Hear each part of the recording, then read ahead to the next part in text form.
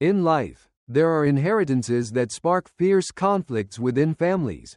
Houses, money, land, things everyone considers precious. But there are also legacies deemed worthless, ones no one cares about, even mocked like bitter jokes. For David, a poor man cast out by his family, the only inheritance he received after his father's death was not a mansion, not a vault stuffed with cash, nor a fertile parcel of land. All he was given was a ramshackle wooden shack deep in the woods, and an old dog named Shadow. On the day the will was read, the relatives erupted in laughter. A rotten shack and a useless dog. That's all you deserve, a cousin sneered. Maybe you can sell a few dozen cents. Or better yet, burn the shack for firewood and just keep the dog for company. Another jeered gleefully. David remained silent, his fingers clenching, but his eyes betrayed no emotion. He neither argued nor pleaded, not even whined. He simply bent down, scratched Shadow behind the ears, the old dog that had stayed by his father's side for years, then quietly led him away, leaving behind the jeers and scornful stares. To them, he was a failure, a man with nothing, no wealth, no fame, no future, a man the entire family wanted to discard. But what they did not know was that the dilapidated shack, along with that seemingly worthless dog, hid a secret that would astound them all. A secret that only loyalty could reveal. A secret that only those looked down upon might touch. And from the moment Shadow began behaving strangely, David's life would never be the same again. David was 37 years old, tall and lean, his frame like a dark twig in a long winter. Years of seasonal labor had left his hands etched with the map of toil, thick calluses at the base of his thumbs, an old scar running from wrist to elbow, short, darkened nails stained with grease and earth. He was not exactly taciturn, but silence seemed to choose him as its home. It traveled with him from construction sites to auto repair shops, from nights in cheap motels to abandoned riverbanks where he once ate stale bread. In that silence, David kept a strange habit. He counted his breathing. 1, 2, 3, up to 10. Then back to 1. That habit saved him during sleepless nights when memories would whisper, "A shack and a dog, that is enough." When he was 18, David left home one morning without fanfare. His father, Samuel, stood on the porch, holding a steaming mug of coffee, and only nodded. The man was a mechanic, scarcely educated yet blunt and honest, seeing life as if it were a machine. Fix what is broken. No beating around the bush. Come back whenever you want, he said, without blame or restraint. So began the long years in which David tramped from town to town, trading his strength for cash, sleeping in the cheapest spots, eating whatever would fill him. Both sides of the family only heard vague rumors about him, stories filtered through contempt. He craves freedom. A wanderer who never settles down. When David got the call from a cousin telling him of his father's passing, he was under a pickup truck, hands thick with oil, a crackling radio in his ear. He hurriedly wiped his hands, jumped in the truck, started it, then paused. He breathed and counted. 1, 2, 3, until his heart calmed. The road home was not long, but longing made every turn feel narrower. His hometown, a slim strip of light at the forest's edge, was unchanged. The Mabel's Goods general store with its peeling green door. The sole gas station with slowly changing price digits. The small diner where people knew each other by name and reputation. When David pulled up in front of Mabel's store, the owner's face had aged more than he remembered, her hair more silver, but her eyes still bright. She saw Shadow first, the dog seated upright in the passenger seat, head cocked, gazing through the glass like a polite companion. "You came back," Mabel said, voice equal parts surprise and relief. "Your father used to stop by now and then. He always said his son would learn to stand on his own." David's smile was thin, like a blade's stroke across still water.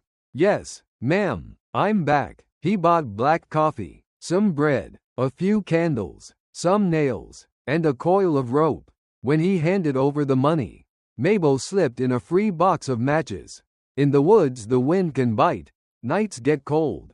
David nodded thanks, his eyes flicking to an old photograph behind her counter. Their town's baseball team. Youthful faces smiling in sunlight. He didn't recognize himself. Time had worn and reshaped who he once was. The path to Samuel's shack branched off from the main road and hugged the forest's edge. Fir trees stood close like silent sentinels, their trunks dark, their sap fragrant. That month the wind was dry, leaves falling in thick layers. Each footstep sunk and sounded like soft paper. A woodpecker's tapping echoed, and off in the distance the stream whispered over stones. David walked the last stretch on foot. He liked feeling the weight of each step, as if he were trudging through the dust of his past.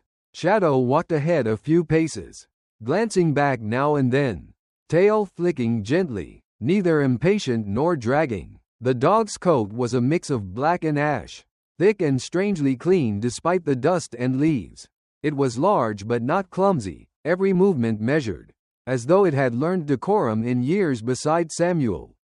The shack emerged around a bend, small and slightly slanted, its roof made of gray weathered planks, rain and wind leaving patches like freckles on sun-worn skin.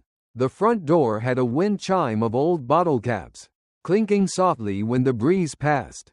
The wooden step sagged under David's weight with a soft moan. A scent hit him, damp wood, old ash, lamp oil, and a hint of dried mint. Inside, things were simple yet tidy. A roughly made but solid long table, two mismatched chairs, a low dusty bookshelf, a round cast iron stove like the belly of a kindly giant, a narrow bed pressed against the window, with a hand-woven quilt frayed at the foot. Across the room hung two black and white photos, one of a younger Samuel standing next to an old motorcycle, the other of the forest in snow, straight tree trunks like pillars of a temple. David placed his bag on the table and opened the window to let in light. Dust motes drifted in, glowing in thin shafts. He opened the stove and saw neatly stacked dry wood, a white ash layer showing someone had lit a fire not too long ago. Perhaps his father's habit carried on until the end. Shadow paced the cabin, sniffed corners, sat before the stove a moment, then rose and walked to a small chest near the floor. It did nothing, just sat there as if waiting for someone to speak. Evening fell quickly in the forest.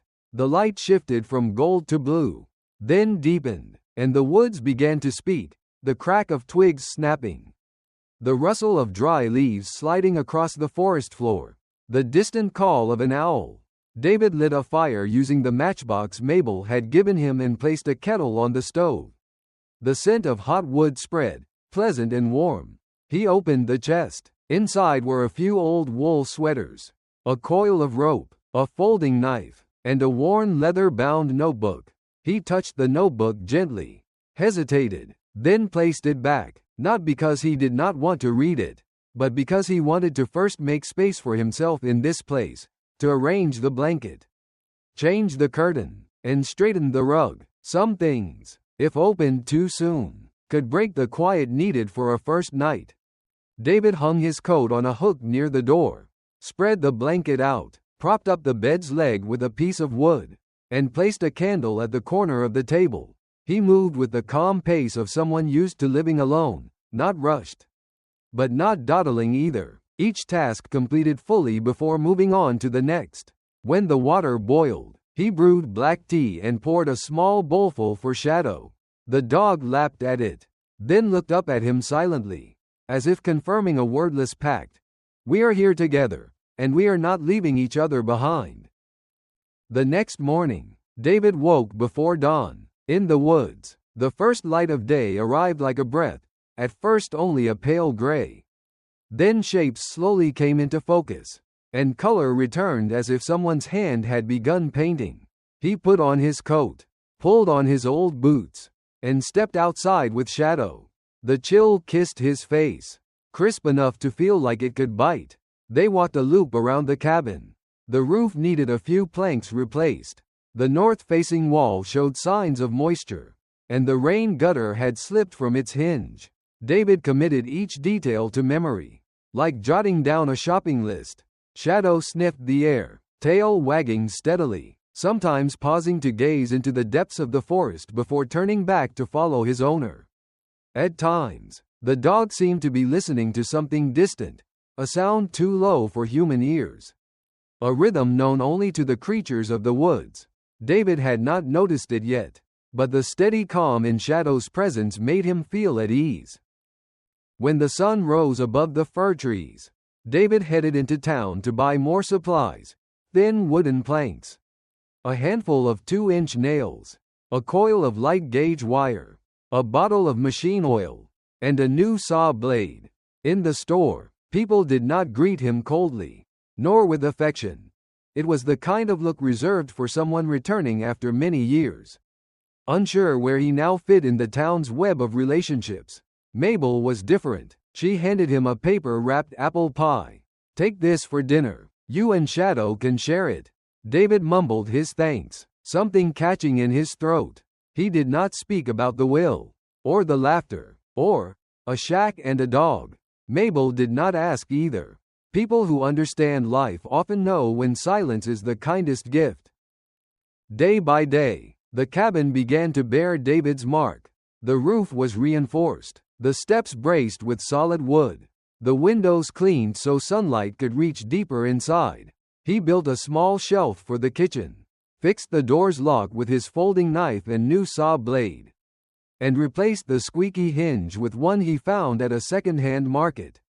Each task was done just right, not fancy enough to boast, but never sloppy. At lunch, he ate bread with cheese, giving half to Shadow. At night, they sat by the stove, listening to the fire crackle, its flickering light casting a soft sky on the wooden ceiling. In that glow, David would sometimes see his father's figure appear, standing by the stove, oiling a hinge, saying, "Metal does not hate anyone. It only hates being ignored." Then he would smile, eyes crinkled, his toothless grin bunching his wrinkles into a gentle kindness. Some nights, the wind hummed and the cabin made its old sounds, boards stretching, the roof creaking, the wind chimed hesitating in the breeze. Shadow lay pressed against David's feet, ears lifting and falling, eyes half open like a watchman at his post. Sometimes he would get up, quietly walk to the stove, touch his nose to the floorboards, then return and rest his head on David's legs.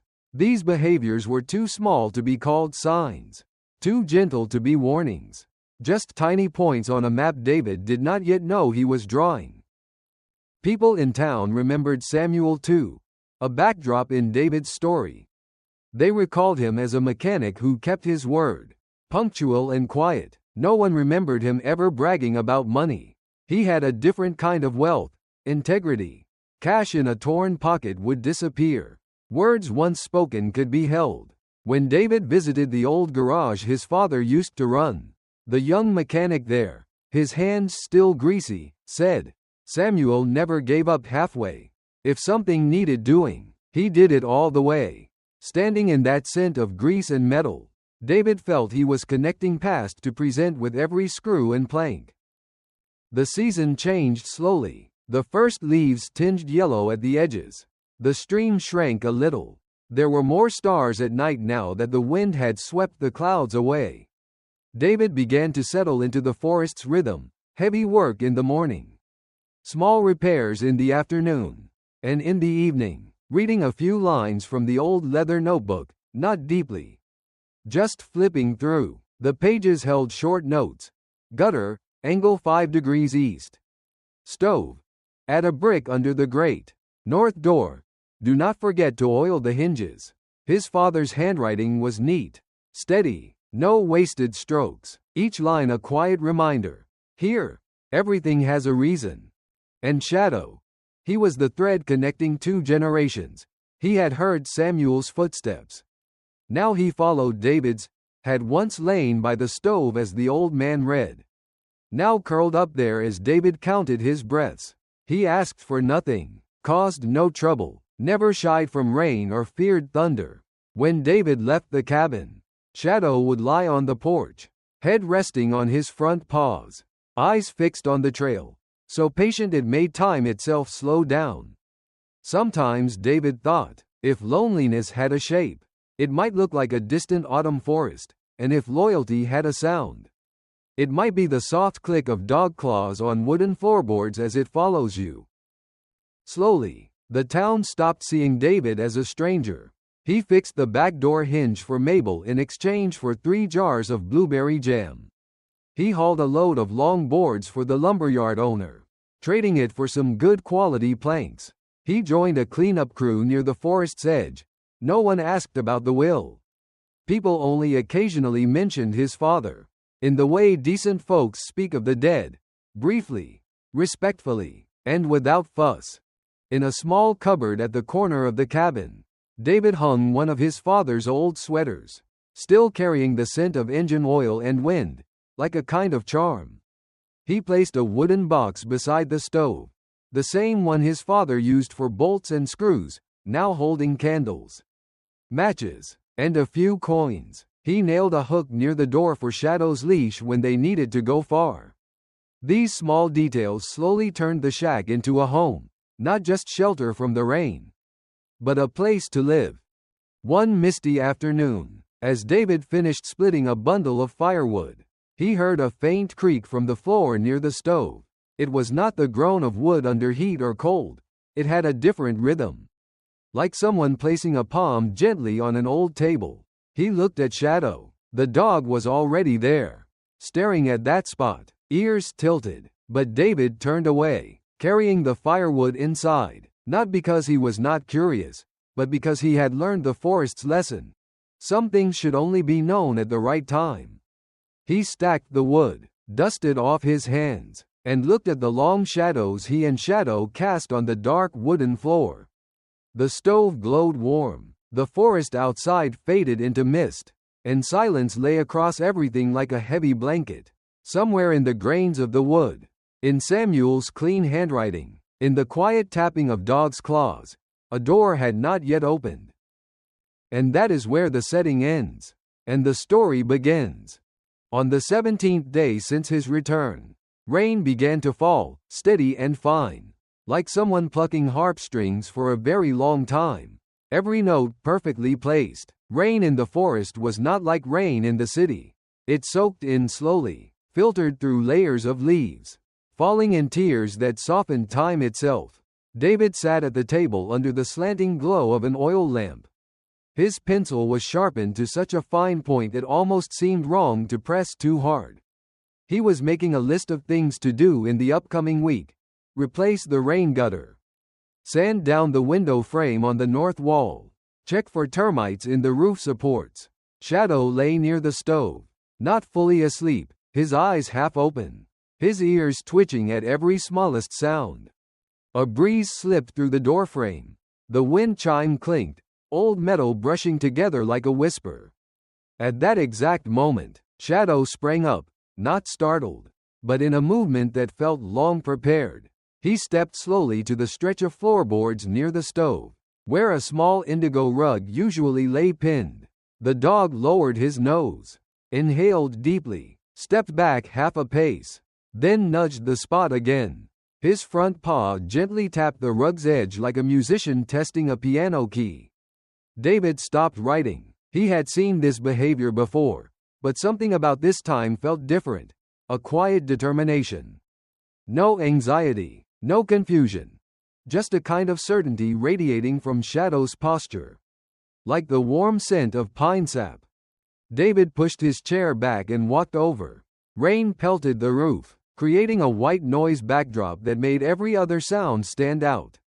He knelt, slipped his hand under the rug's edge, and pulled gently. The rough fabric slid off the floor, revealing wood planks neatly aligned, darker than the surrounding floor, as if shielded from sunlight for years. Shadow tilted his head, his amber eyes unblinking like shards of honey-colored glass. David placed his palm on the wood and listened with his skin. It was colder than the rest, just slightly, but enough for someone who handled wood every day to notice. He knocked with his knuckles. Thump, thump, then on the fourth plank. The tone changed, from solid to hollow, like tapping on an empty chest. From the old knife groove beneath the shelf, David took a flat blade and carefully pried at the plank's edge. A puff of damp, ash-like dust rose up. The scent of aged timber and old soot hit him squarely in the memory. Winter afternoons when his father knelt by the stove, lifting a plank to check the flue, joking that the cabin had a belly too, and now and then you had to open it so it could breathe. The plank edge shifted. David paused and looked at Shadow. The dog did not bark or growl. He simply stepped back one pace, leaving a gap as if inviting his owner to continue. David exhaled evenly, dug deeper with the blade, then lifted. The board came free, revealing a hollow square lined with a different kind of wood, smoother and denser. The kind used to make good strongboxes. In the center lay a small metal ring, flush with the wooden surface, its middle worn with an old scratch where someone had once pried. David touched the ring. It was cool, but not damp, a strange thing, considering the cabin's foundation stayed humid all year round. He twisted it gently. It shifted, clicking faintly, a sound so soft that without the white noise of the rain, it might have gone unheard. A hidden latch disengaged. David slipped his fingers into the seam between the planks and pulled. The floor split open into a square hatch, heavy and silent, revealing a dark space below. Air rose from the opening, dry, carrying a faint metallic tang and an elusive minty note. The smell of something kept clean for a long time. A place untouched. David reached for the flashlight. It hung on a hook near the door. Click. A thin white beam dropped downward, pinning shapes in its glare.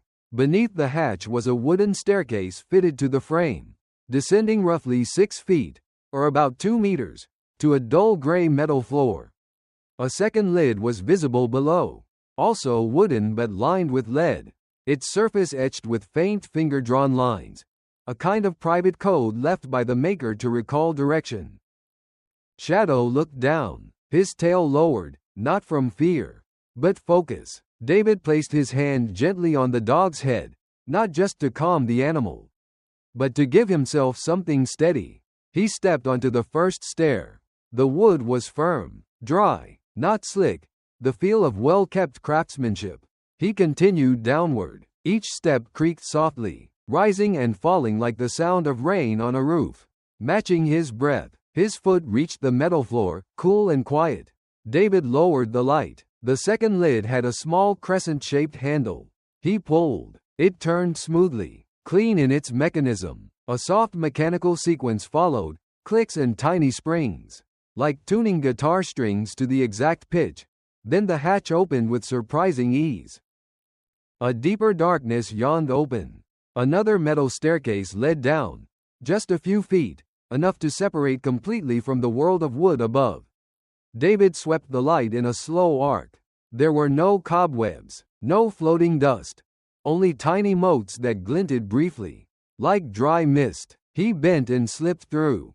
Above him, Shadow stood on the first wooden step, head poking through, ears alert, but he did not jump. He waited for permission. "Come," David said softly. The dog placed a paw on the step and moved smoothly, like someone familiar with narrow stairs, his body never brushing the sides. The space below was smaller than David had expected, a kind of antechamber.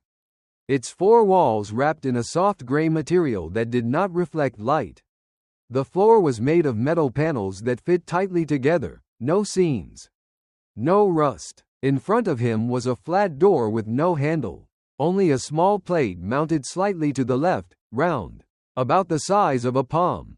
In the center was a narrow slot, rimmed with precise notches, clearly meant for something to be inserted.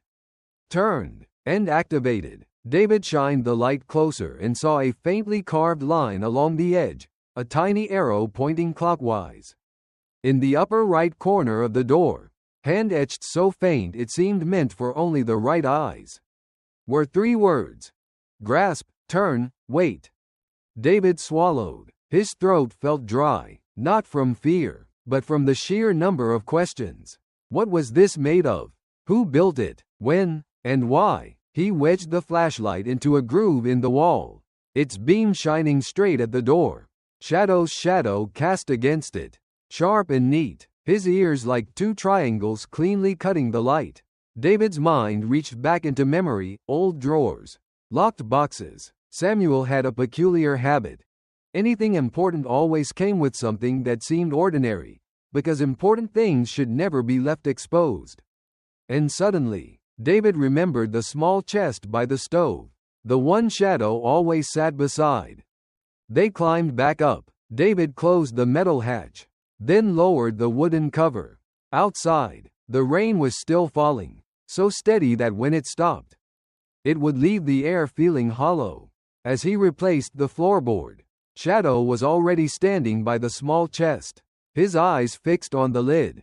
David knelt and opened it again.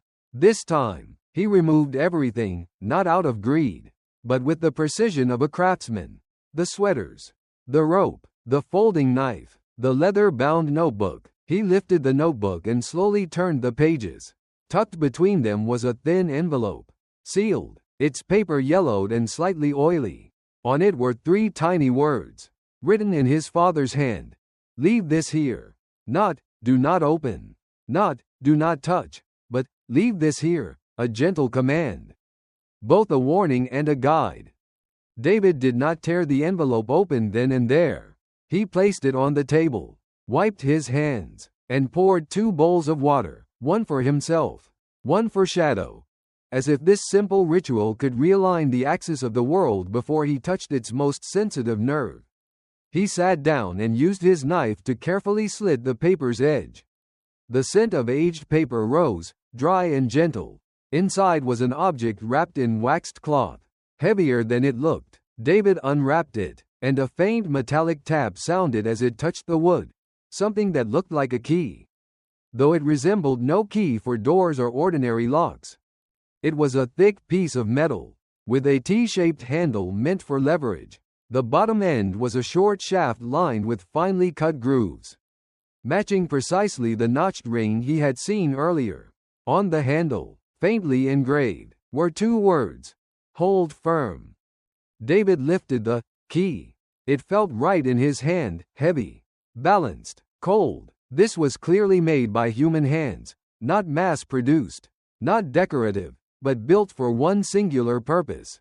In the envelope was also a small piece of paper, folded into quarters. David unfolded it. A few brief lines in his father's handwriting read, "If you find it, do not rush. Try listening first." Beneath the words was a simple hand-drawn diagram with 4 parts: a square room, a flat door, a circular lock, and a clockwise arrow. Beside it was a plus and the word machine. David smiled to himself, the kind of smile you give when you recognize your father's way of hiding truths behind a left-handed joke. He knew he would go back down, but he was not in a hurry. He stood up, walked around the cabin, and flung the windows wide open to let in the scent of rain and allow his eyes to adjust to the low light, like stretching before a long run. Shadow followed, not bounding, not urging. He simply matched David's pace. And that, in the middle of this high-strung moment, was what gave David peace. No one was rushing him. When they returned to the antechamber, the dry metallic smell greeted them. David placed the flashlight in its old position and brought the key to the round plate. The notches locked into place so precisely that not even a speck of imaginary dust could pass through. He gave a gentle push, turning it clockwise. At first, there was the elastic resistance of a strong spring.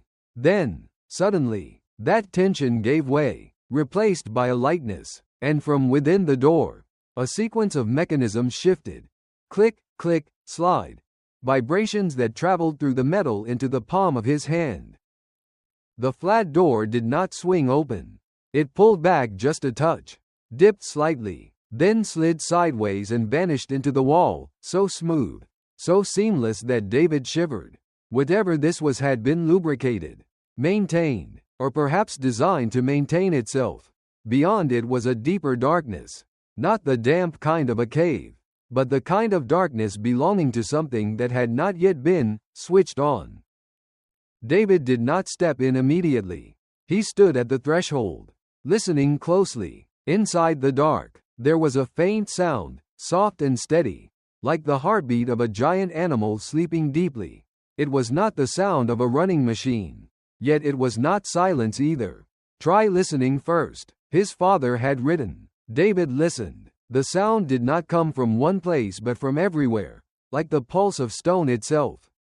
A low hum. It told him, "There is power.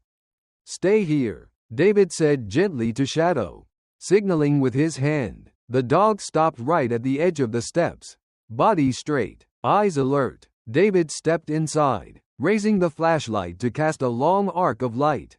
A round room opened up, compact and low, free of clutter. Along one half of the wall stood a row of sealed metal cabinets, their faces without handles, only straight slits. The other half featured a low, flat control panel, bare, except for a small square, recessed like a touchscreen, in the corner marked with a stylized lightning bolt. On the panel was a metal plate, hand-engraved, not printed. "Power on, wait 30 check ground." Beneath the words was a small triangle pointing downward, beside which was the letter N. David stood the flashlight on the console and felt beneath the edge. Following the direction of the triangle, his fingertips touched a lever, short, firm. He glanced at Shadow, still standing statue still, then pulled it. There was no explosion, no flash of light, only a faint vibration rolling across the floor like a ripple from far away. The air changed, still dry, but now with a light trace of ozone, like the smell of a storm approaching without lightning yet. The small square display lit up. A green dot appeared, then began to circle, forming loops that darkened with each pass. During those 30 seconds, David heard the system run self-checks, the whisper of valves opening, the flow of unseen gas through hidden tubes, the faint ticks of distant relays. On the third loop, a thin line sliced horizontally across the display, and a second dot lit up on the opposite wall, a point that grew slowly into a pale surface, like a sheet of fog beginning to take shape. The first image was not a treasure map, not a digital screen. It was a simple waveform, a line that rose and fell in a steady rhythm.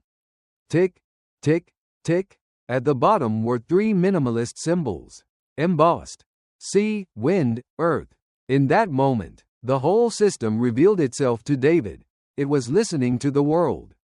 And he understood, without needing to explain it, that his father was not just a man who fixed machines.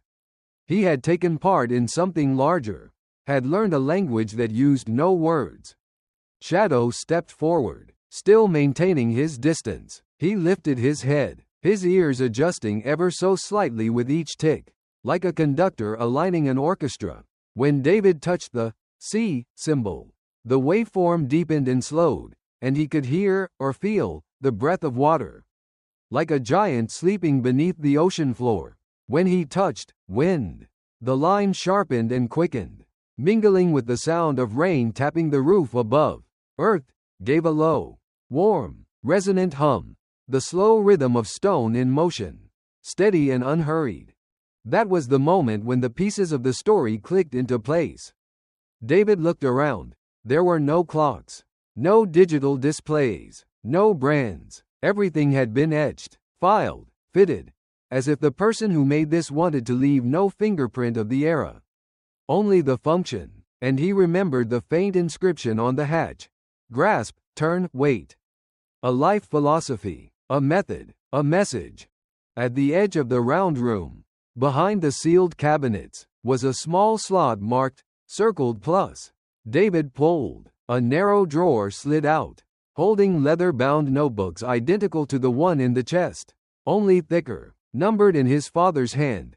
I-2, 3. On the spine of each was a single word: listen, amplify, isolate, source, circuit. David's hands trembled slightly, not from fear, but from the sudden opening of a memory vault. The childhood nights sitting beneath a table, watching his father draw schematics on scrap paper, muttering strange words he could not understand. Back then, he had thought it was just grown-up nonsense. Now, he realized, it was a man speaking to the future. David did not open the notebooks right away. He stacked them carefully, exhaled deeply, then turned to Shadow. "We have only just reached this point," he said, as if to remind them both. The dog blinked slowly and let out a quiet, HRRM, the kind of breath dog owners know as agreement. Outside, the rain had eased, replaced by the soft drip of water from the roof into the tilted gutter. Somewhere else in the forest, the stream was likely swelling by an inch or two, or about 2 to 5 centimeters, and the land, like a thirsty lung, was drinking its fill. As David pushed the flat door open to return upstairs, a small detail made him pause. On the inner edge of the doorframe, near the hidden hinge, were 3 parallel slashes carved into the wood, and beneath them, a 4th slash, more recent, shallower, as if added later by someone else. He ran his fingers across them, feeling the difference in depth. The 3 older marks had the soft polish of time. The 4th was still sharp.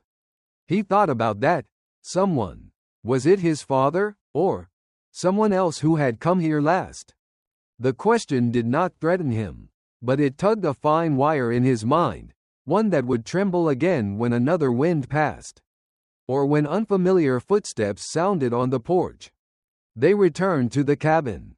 David placed the key back into the envelope into the innermost compartment of the chest, and gently covered it with his father's sweater, not to hide it, but the way one might tuck a sleeping child in for warmth.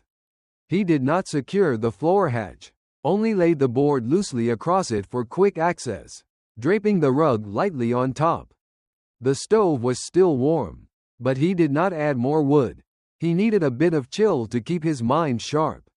Shadow lay down, this time not by the stove, but closer to the table, where the leather-bound notebook lay open to a fresh page. David began jotting notes. Source, active. Listening, confirmed. Door, sliding mechanism. Notebooks 5 volumes. The pencil glided across the paper like a paddle skimming a still lake. He added a final line.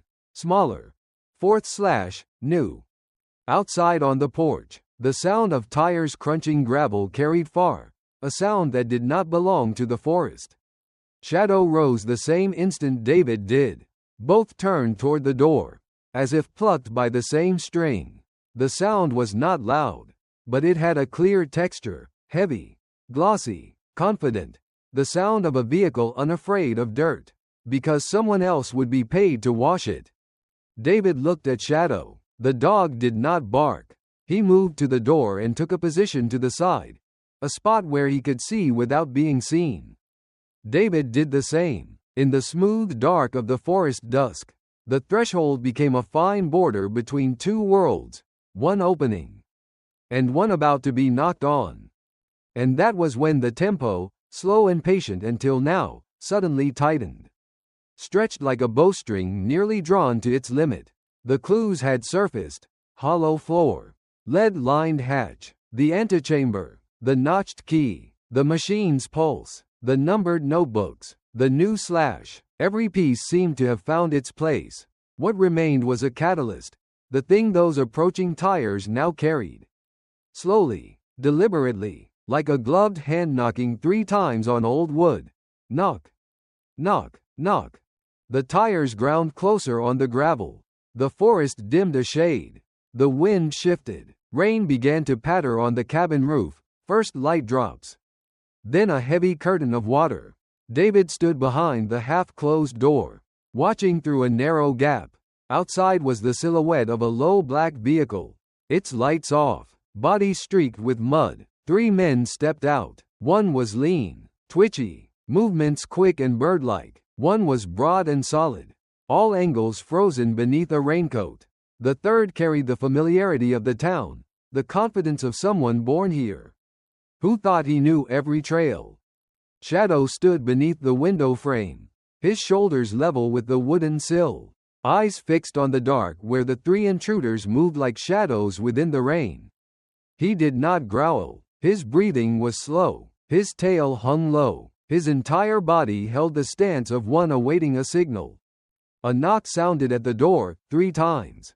Steady and firm. David did not respond. Outside, a dry chuckle. Words blurred by rain. But the intent was clear. They wanted in. They believed there was something inside the old cabin worth risking a stormy night for. The doorknob turned. The door trembled slightly. The wooden latch held. The second knock came harder. The wind rose, and the forest's voice stretched like a string pulled taut. David placed his hand on Shadow's head, one short touch. Enough to send the message. Hide. Watch. The dog left the window, moved like a streak of dark smoke toward the kitchen corner, and stopped exactly where the indigo rug covered the floor. His amber eyes never left the door. The third strike shattered the latch. The door burst open. Rain swept into the room like a wave. The 3 men stood fully revealed in the fire's fading glow. The big man stepped forward quickly, trying to dominate the space. He only had time to glimpse the flash of white teeth in the dark. Shadow shot forward like an arrow, hips low, jaws locking onto the intruder's arm.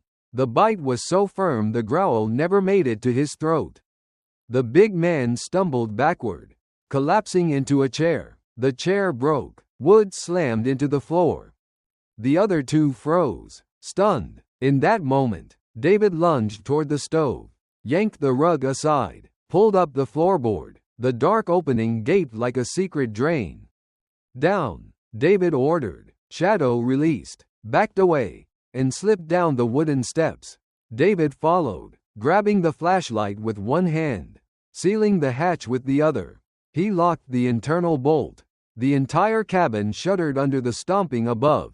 The metal latch held. Rain pounded the roof like an invisible army making landfall. The antechamber came into view under the flashlight's beam. The air was cold and dry, the metallic scent snapping David's senses into alignment. He inserted the key into the round panel and turned. The door slid open smoothly. The circular room emerged from the darkness like a whale's eye opening at night. The touchscreen lit up slowly. The self-diagnostics looped. The power indicator blinked from slow to steady. Above, furniture crashed to the ground. Footsteps pounded. Shouts splintered through the rain. It all faded when the sealed door closed. Main power on. Wait 30 beats. Check ground. David followed every instruction from the engraved plate. Each step was like pressing a piano key that had waited years for sound. When he tapped the C symbol, the wall across the room lit into a smooth display. Concentric rings bloomed outward from a fixed point offshore. Bands of color flowed like rivers of sound. A dark blue band moved slowly, steadily, thick as a great fish swimming in deep water.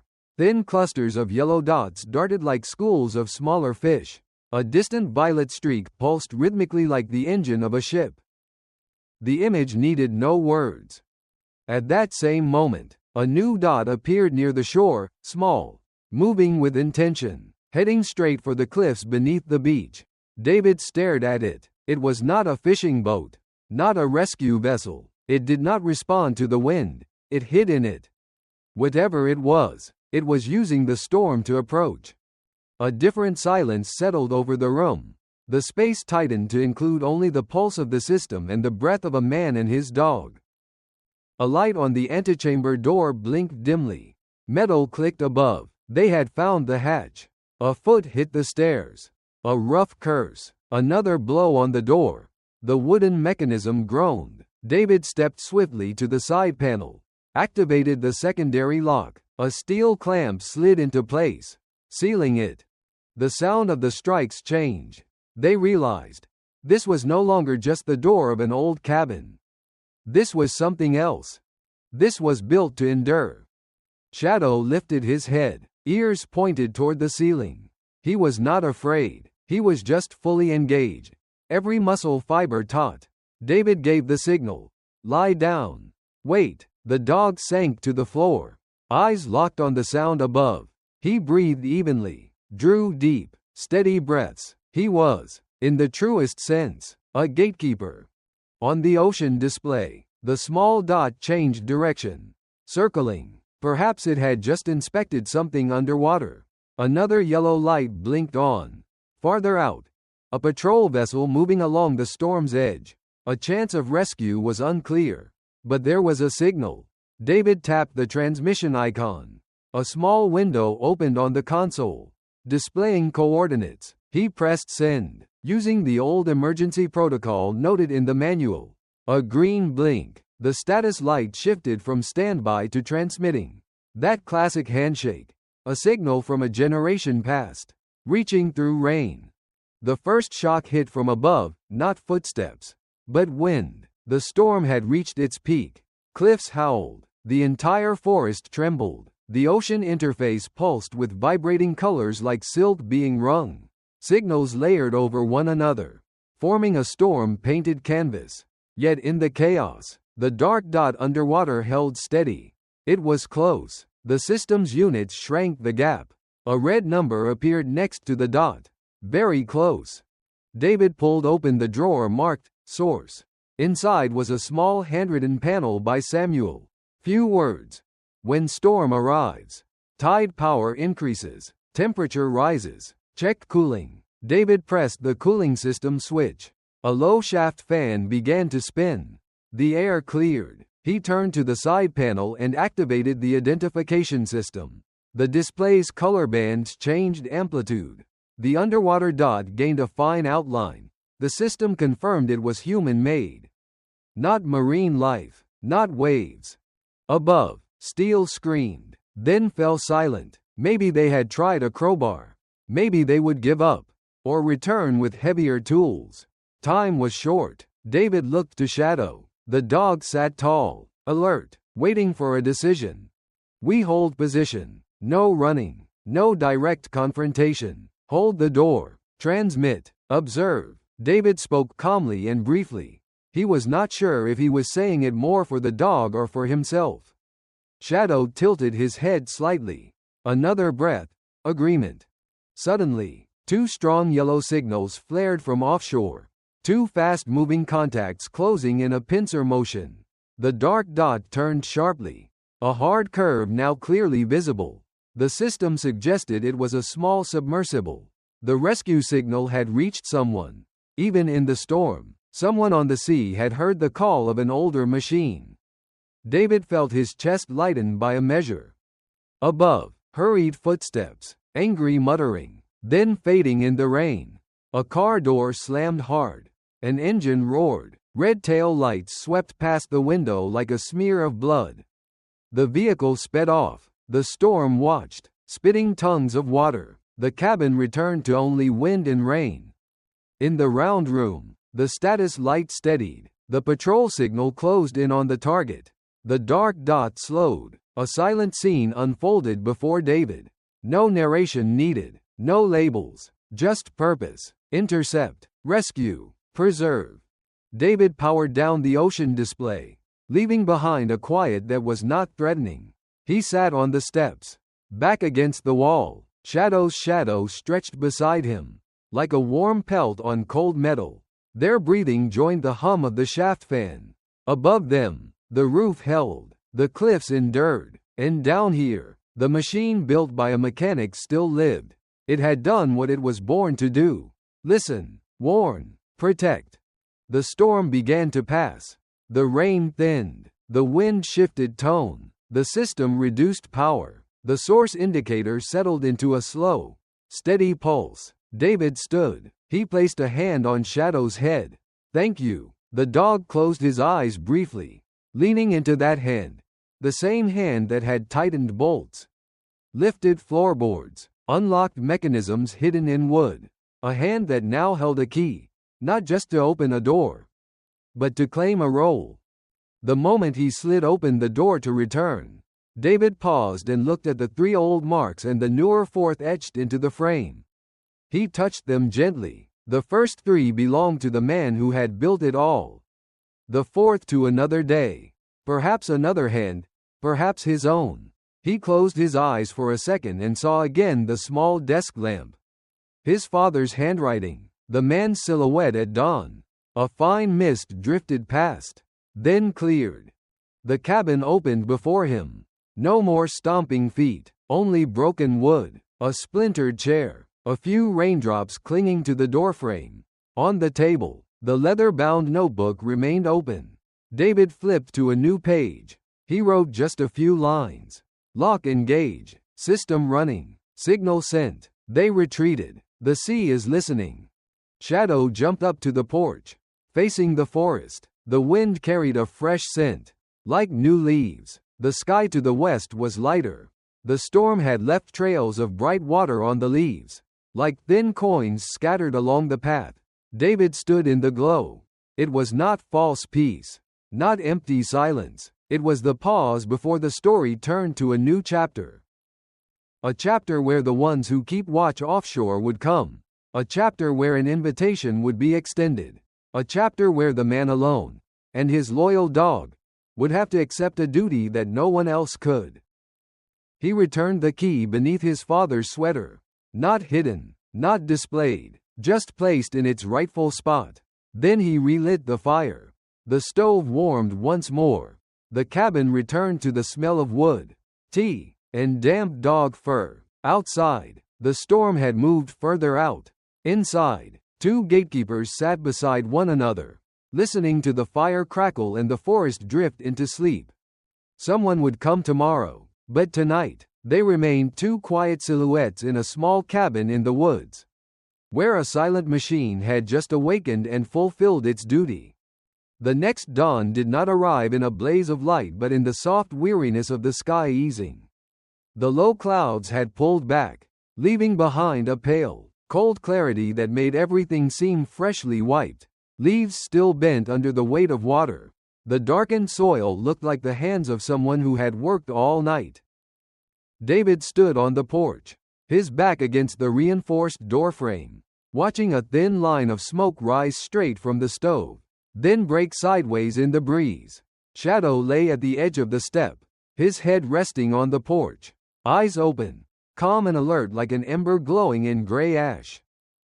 A ship's engine echoed from the sea's edge. It was not the motor of a familiar fishing boat, nor the slow hum of a cargo ship in the distance.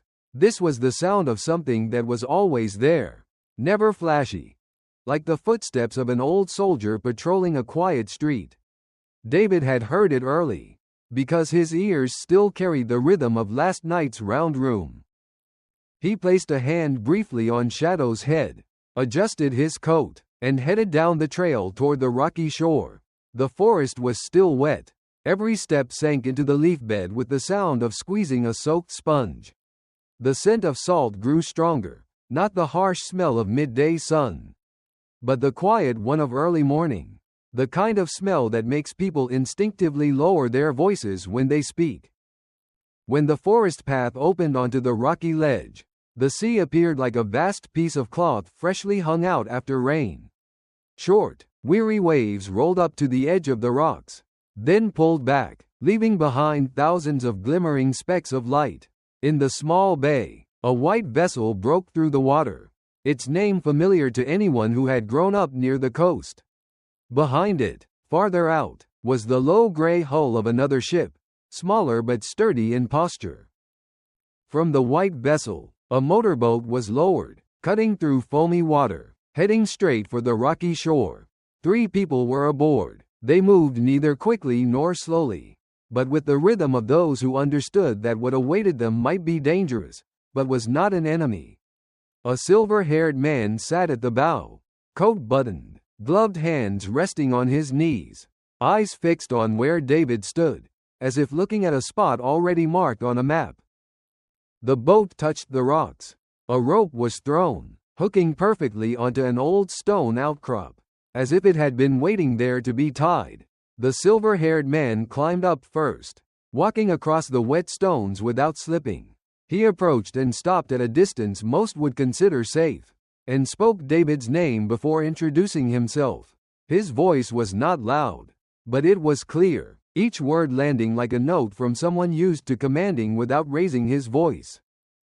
He said the emergency signal had reached the right people. He said that last night, a small submersible had been forced to surface by two patrol ships while it lurked near the cliffs below the bay. He said 3 men had been taken away in handcuffs. One claimed he had only been paid to steer. One said nothing, and one laughed before falling silent. David knew who the one that laughed was, even though no name had been mentioned. His chest rose and fell, just slightly, as if he had finally finished chewing a stone held in his mouth all night. The silver-haired man introduced himself as an officer, nearly retired, but called back in times when presence mattered. He did not press David for how he had done what he did. He simply looked into David's eyes, then down at Shadow's feet, then up at the dark tree line behind them, before turning to face the sea. In that silence, something passed between 2 men who had never met, like when one old craftsman sees the work of another and offers a slow, quiet nod. They walked up to the cabin. Traces of the night before still marked the floor, a broken chair, scuffed boards, rainwater in streaks. The officer did not touch anything. He stood to the side, listening to the crackle of the stove as if it were a patient's heartbeat. And only then did he continue speaking. He said the signal David had sent used an identifier code long forgotten. It was no longer in the handbooks of the younger generation, but still lived in the memory of a few who had once sat in another room.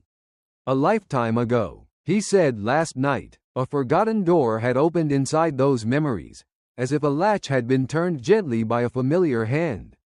And now, they had come with an official offer, not to take the machine away, not to seal the round room, but to ask that the person who opened it continue to guard it, in the way the one who built it had intended.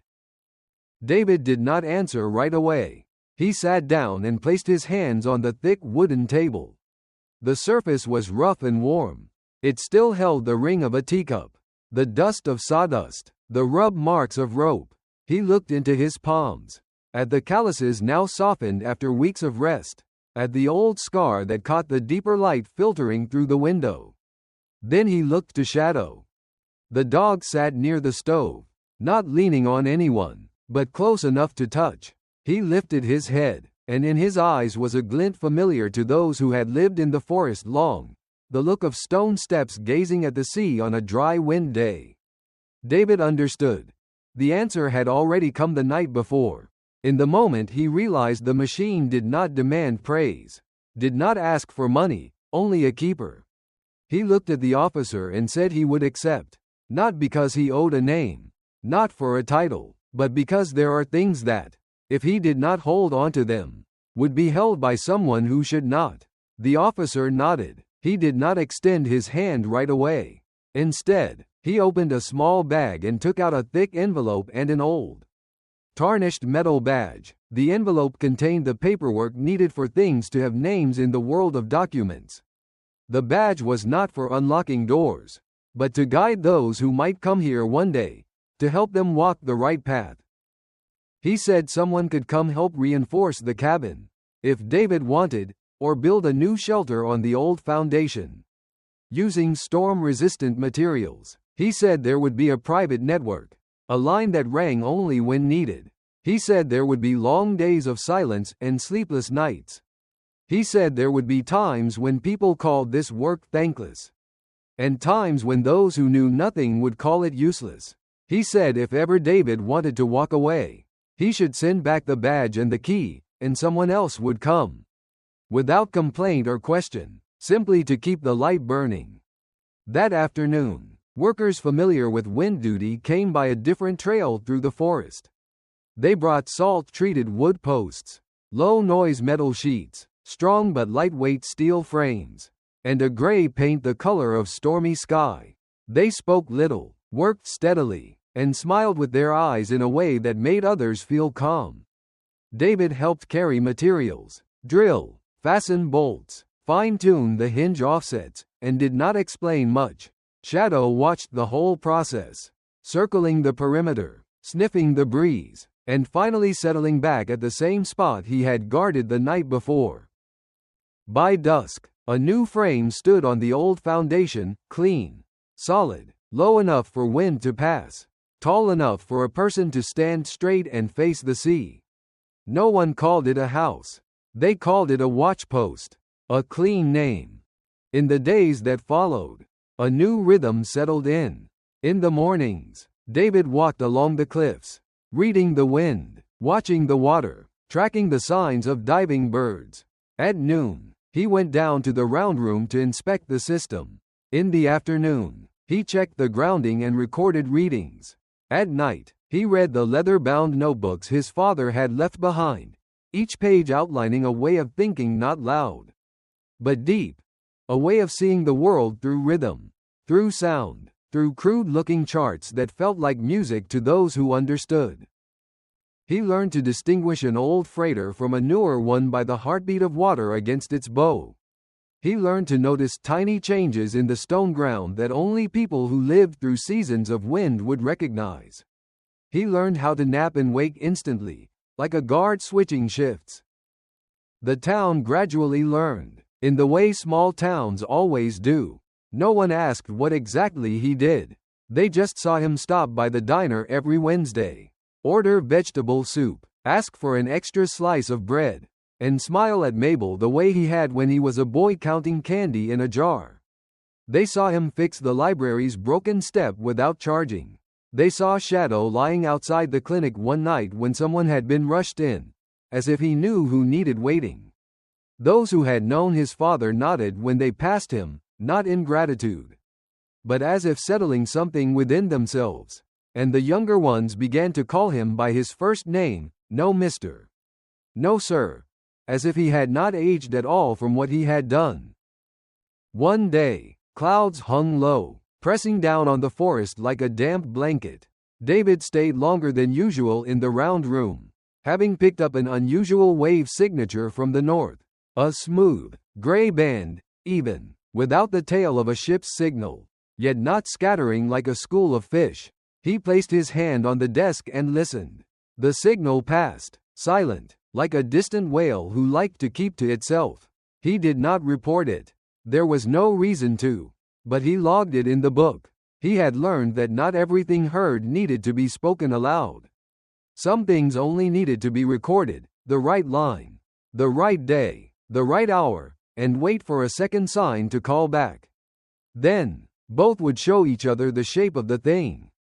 One evening, when wind roared in from the bay, David saw flickering car lights along the forest trail.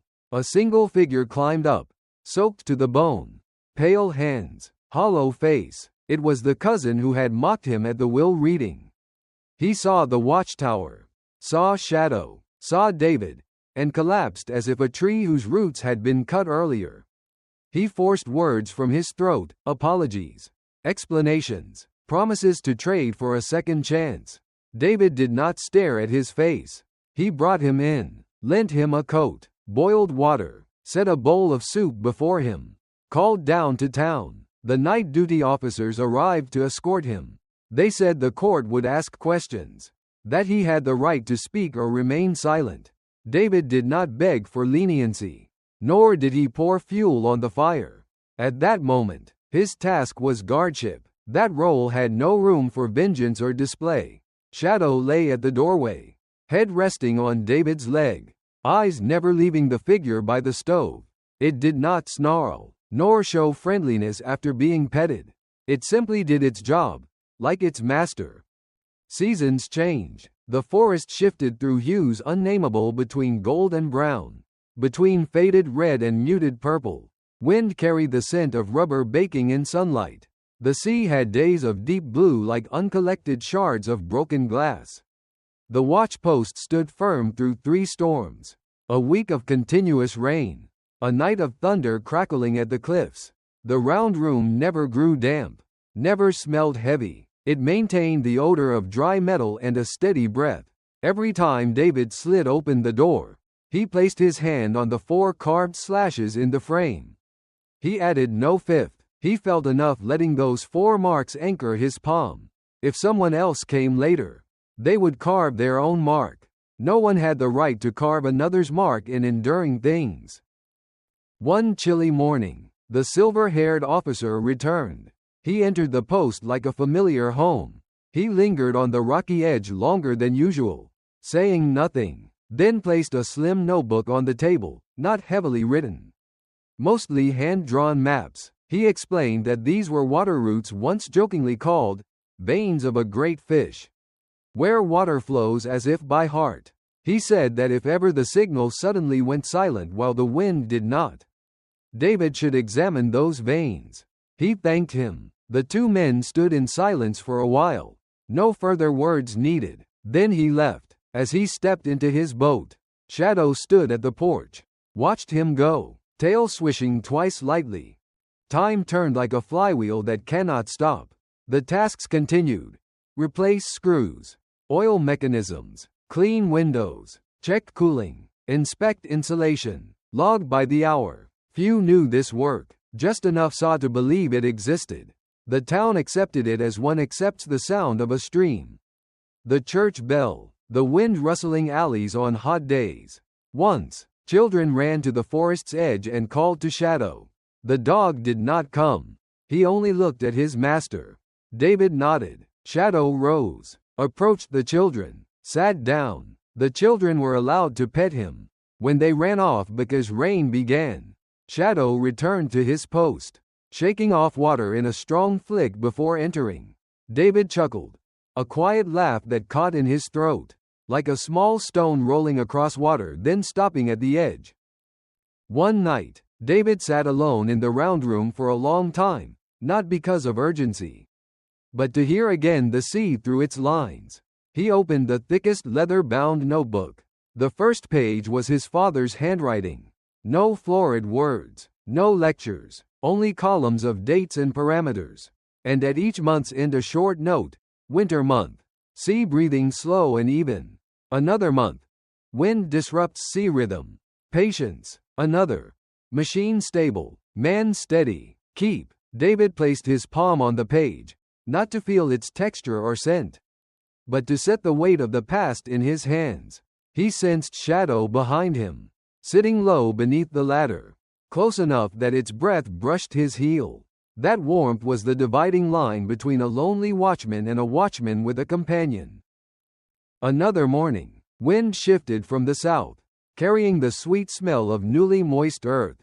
From the forest path, Mabel appeared, shawl over her shoulder, carrying a wicker basket. She walked slowly, pausing to admire dew-laced tall grasses glinting in light. Inside the post, she opened the basket. There was bread, blueberry jam, a small teapot, and 2 apple pastries. She placed everything on the table, looked at David, then at Shadow. She said a simple sentence. People in town still tell stories about your father. Now they will tell yours. They need only know that at the forest edge someone watches. David did not know how to respond beyond a slow nod. And again that thin laugh like a blade skimming water passed through his eyes. As she left, Shadow escorted her to the forest's edge, then turned back. It knew the way like a member of the family. Over the years, there were nights when the machine made no strange sound. Days when a signal flickered unpredictably, then vanished like a wink. Once the sea stayed glass flat for 6 hours, as though someone had laid a hand on the heartbeat of water and asked it to pause. David was not afraid. He recorded it. If something repeated, it would reveal itself. If not, it belonged to the mysteries of nature that humankind can only bow to. Through all those days, one thing remained constant. The loyal dog always walked 3 steps ahead and stopped exactly where needed. When David tired, it nudged its head into his knee. When he was distracted, it stood between him and the cliff's edge. When he laughed quietly at a puzzle piece falling into place, it would circle the post once like drawing a small victory ring. Then lie down panting. Those small things were rewards not written in any sealed envelope. Then a season of wind came, and a strange car descended the trail. A woman about 40 stepped out. Weary from the road, she carried a satchel and a worn envelope. She said she once worked with the silver-haired officer. She said he had died last winter in a room of many windows, bright and cold. Before passing, he asked that she bring this envelope to the forest's watchman. David opened the envelope after making tea. Inside was only an old photo, paper yellowed, showing 3 men standing before a room whose face could not be seen. One was his father, young, thin, eyes bright like embers blown by wind. The other 2 faces he did not recognize by name, but he recognized how they stood, straight and quiet. On the back was a line of words. No complaint, no lesson, just 4 words. Keep, listen, protect. David placed the photo inside the thickest notebook. He did not hang it on a wall. He did not frame it. Paper and paper belonged together. He made no ceremony. He did not hammer it in. He returned to the round room, placed his hand on the table, closed his eyes for a few seconds. When he opened them, a slender band of color had silently appeared on the display. Some vessel had passed into shallow water, then departed. The system recorded it calmly, without judgment. So did he. One blue morning, far beyond all the rainy seasons, David sat on the porch steps, a steaming cup of coffee in hand, while Shadow stretched his long legs all the way to the second step. The first sunlight of the day cut across the wooden frames, turning every speck of dust into golden threads. David thought back to the first day he arrived here, to the chuckles in the room where the will was read, to an old shack, an aging dog, and to a door that opened with a single hand against the sound of rain. He did not feel any late triumph inside him. What he felt instead was a current that had finally found its riverbed. He understood another layer of what his father once wrote at the bottom of a notebook page. The machine is steady. The man is steady. Hold on. The wind was soft. The sea breathed in rhythm. A seabird swooped low, then shot upward like an arrow into the sky. David set his cup down and ran his hand along Shadow's back. The dog's fur was warm, carrying the scent of sunlight. Shadow turned his head toward him, then turned back to the sea.